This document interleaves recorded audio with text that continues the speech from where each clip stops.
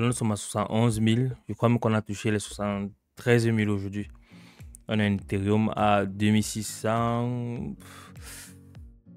On a le Link. Le Link, le chef des oracles, à 12,25. Je crois qu'il était à 10 hier. Ou, oui, 10. Il était à 10 hier. On a le Tao. J'aime bien le Tao. Tao à 500. Le Tao qui avait très bien performé les semaines dernières, qui tend de 200 à plus de 650 $ et quelques. Je crois que là, c'est normal de consolider un tout petit peu. Suivi directement du fait. Voici deux cryptos de l'intelligence artificielle qu'il faut très très bien regarder. Et je crois que les altcoins sont beaucoup plus statiques. J'ai reçu beaucoup de messages qui me disaient, mais pourquoi le Bitcoin monte et mes différentes cryptos ne montent pas? Il faut comprendre que actuellement la dominance du Bitcoin est à près de 60. On va aller sur TradingView. On va essayer de voir ça là rapidement.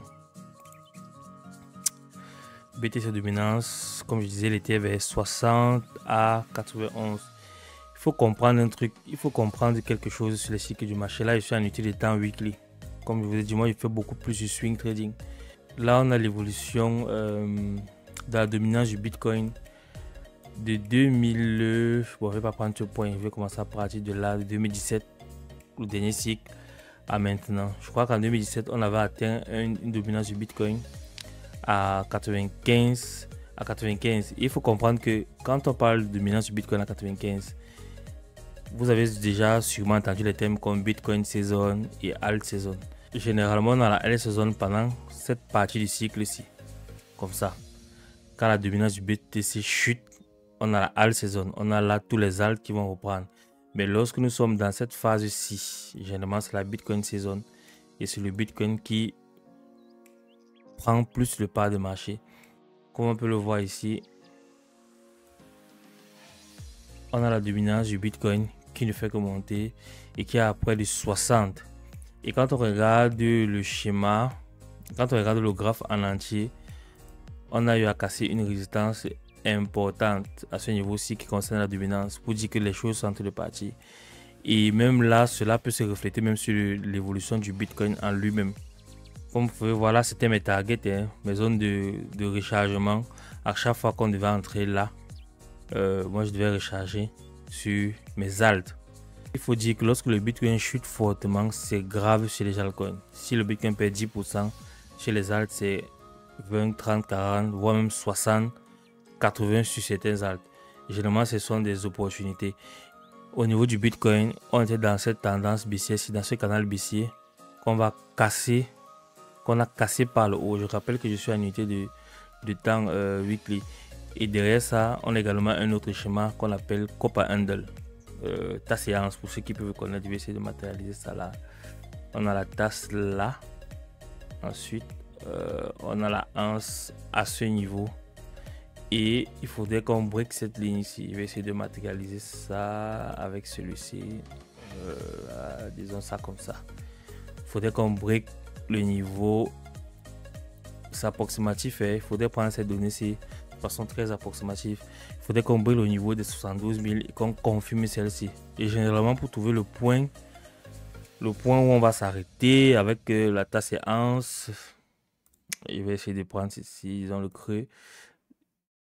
Je mets là et je vais porter ça là et mettre comme ça. Donc, il faudra avoir une estimation du prix du Bitcoin après ce mouvement aussi. Ici, on aura peut-être un Bitcoin à 200 000 ou 217 000 $. Maintenant, revenons sur le MACD. Comme je disais, en unité de temps weekly, ce que je regarde, c'est ce croisement-ci. Lorsque la ligne bleue passe au-dessus de la ligne rouge, ça sent que nous sommes au-dessus de cette ligne signal-ci. Là, comme ça, pour moi, c'est un croisement très bullish. Il faut remarquer que lorsque c'est l'inverse, quand la ligne bleue passe en dessous de la ligne rouge, le mouvement est plutôt baissier, comme à ce niveau. Je vais essayer de vous montrer là, ici. Vous voyez, c'est à ce moment qu'on a commencé à voir ces différentes baisses là. Mais dès lors qu'on a ce croisement-ci, comme on l'a eu là, voici la hausse qu'on a fait. On a eu à faire une hausse de près de 150% environ. Et au niveau et au niveau du RSI, vous voyez, là, c'est le dernier top qu'on a eu. Je vais essayer voilà. Là, c'était le dernier top qu'on a eu qui correspond effectivement à cette ligne-ci. Là, il fallait qu'on baisse fortement si on voulait avoir un cycle normal. Parce que ce cycle-ci a été anticipé par la validation des ETF Bitcoin Spot et consorts. Donc, avec ce RSI qui s'est bien atténué, on est allé pratiquement vers la zone suivante. C'était excellent pour moi. Donc actuellement, on a assez de marge pour aller même voir jusqu'à 94 comme on l'a fait lors du Bitcoin passé. Nous sommes allés vers 96. Donc pour dire que ce cycle ici va être très explosif. Très explosif. Donc, on attend la clôture du mois.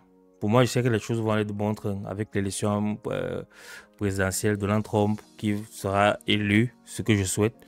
Maintenant, au niveau des alts, j'ai quelques alts que je préfère, comme le Link par exemple. J'ai le Link, quand j'ai au niveau du MACD, c'est ce même croisement-ci. Mais sauf qu'il est encore en dessous de cette ligne signal-ci. Il faudrait qu'on remonte très bien comme on l'avait fait lors du dernier cycle. Comme à ce moment-ci, nous sommes entrés là. On a eu toute cette belle hausse. Vous allez voir à quoi ça va correspondre. Vous voyez un peu ça là. Je rabaisse là. Vous voyez, toute cette hausse-ci, la voici ici. C'est ce que je veux voir exactement sur le Link. Je conserve mes différentes positions. Même sur le Trias, bien qu'on ait eu cette baisse très forte. Mais regardez au niveau du MACD, je veux ce croisement-là. Même au niveau du RSI qui est en suivante. C'est parfait. Donc prendre position maintenant, c'est l'idéal. On va aller sur Tao. On va essayer de voir les Tao. Comme je vous ai dit, Tao surfe beaucoup plus sur le narratif de l'intelligence artificielle. Et lorsque ça fait bam, vous voyez, tout explose et tout. Donc on a eu cette explosion sur Tao, ce croisement. Là, nous sommes montés au-dessus de la ligne signal, ce qui est bon. Actuellement, peut-être qu'il va recroiser, se stabiliser avant de reprendre. Mais pour dire, j'avais du Tao, mais j'ai vendu pour me repositionner sur le Link et sur le Trias. On a encore d'autres actifs. Je pourrais regarder par exemple le Toshi. Le Toshi qui est mon même coin le même coin que j'ai décidé de hold pour ce cycle-ci. Qui est un même coin sur le layer de Base et qui est indirectement lié au patron de Coinbase. Je dis ça, je dis rien. On n'a pas trop de données pour regarder le MACD et le RSI. On a le Aero que je détiens également. Même chose, qui est comme un Uniswap ou un PancakeSwap sur le réseau Base. Comme je dis, patience. Il faut être extrêmement patient. Les bonnes choses arrivent.